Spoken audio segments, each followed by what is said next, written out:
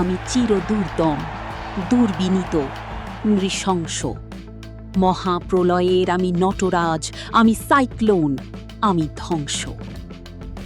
আলজেরিয়ার বিপক্ষে লিওনেল মেসির পারফরমেন্স ব্যাখ্যা করতে কাজী নজরুল ইসলামের এই লাইনগুলোর চেয়ে উপযুক্ত আর কীই বা হতে পারে?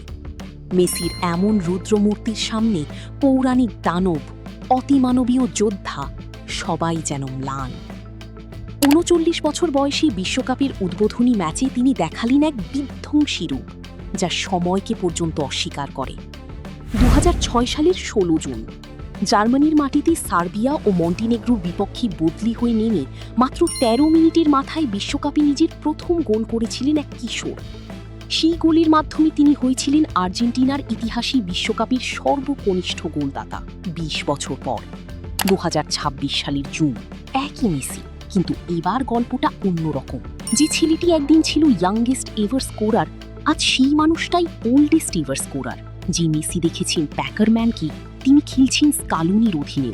যে মেসির বিপক্ষে একসময় ছিলেন কাকা আর রোনাল্ডো, আজ তিনি মাঠ ভাগ করছেন হালান্ড আর এমবাপ্পেদের সঙ্গে। সময় বদলেছে, প্রজন্ম বদলেছে, ফুটবল বদলেছে, শুধু বদলায়নি একজনের প্রভাব। বক্সের বাইরে থেকে দুটি অবিশ্বাস্য গোল, বক্সের ভিতর থেকে আরেকটি নিখুঁত সমাপ্তি, হ্যাটট্রিক। কিন্তু সংখ্যাগুলো পুরো গল্প বলে না, কারণ আজ মেসি শুধু গোল করেননি, তিনি পাস দিয়েছেন, প্রেস করেছেন, খেলার গতি নিয়ন্ত্রণ করেছেন, আক্রমণ সাজিয়েছেন, যেন একাই হয়ে উঠেছিলেন পুরো আর্জেন্টিনা দল। তিনি প্রমাণ করেছেন গ্রেটনেস বয়সের কাছে হার মানে না। অনেকেই বলেছিল বিশ্বকাপ জয়ের পর মেসির আর কিছু প্রমাণ করার নেই। ভক্তদের চাওয়া ছিল শুধু আরেকবার তাকে বিশ্বকাপের মঞ্চে দেখা। কিন্তু মেসি তো মেসি, তিনি দর্শক হয়ে থাকতে আসেননি, তিনি এসেছেন ইতিহাসের পাতায় নতুন কিছু লিখতে। যখন ম্যাচ থমকে যায়, যখন চাপ বাড়ে, যখন আশা ফিকে হতে থাকে, ঠিক তখনই তিনি সামনে এসে দাঁড়ান। বড় মঞ্চে, বড় মুহূর্তে তার পরিচয় আরও স্পষ্ট হয়ে ওঠে। একসময় বলা হতো মেসি আন্তর্জাতিক ফুটবলই ব্যর্থ, তারপর কোপা আমেরিকা, ফিনালিসিমা, বিশ্বকাপ। একসময় বলা হতো মেসি চাপের মুহূর্তে ভেঙে পড়ে, তারপর ফাইনালি গোল, নকআউটের নেতৃত্ব, পেনাল্টির চাপ সামলে অমরত্ব। একসময় বলা হতো মেসির বিশ্বকাপে হ্যাটট্রিক নেই, তারপর ৩৯ বছর বয়সী মেসি বিশ্বকাপের মঞ্চেই হ্যাটট্রিক করে বসলেন।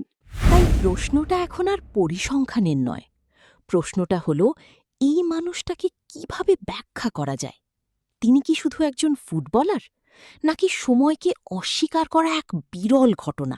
কি বলবো আমি লিওনেল, আর কি বা বলবো, কারণ কিছু মানুষকে ভাষায় বর্ণনা করা যায় না, তাদের শুধু দেখা যায়, উপভোগ করা যায়। আর ইতিহাসের বইয়ে তাদের নামের পাশে লেখা থাকে একটাই শব্দ, লিওনেল মেসি।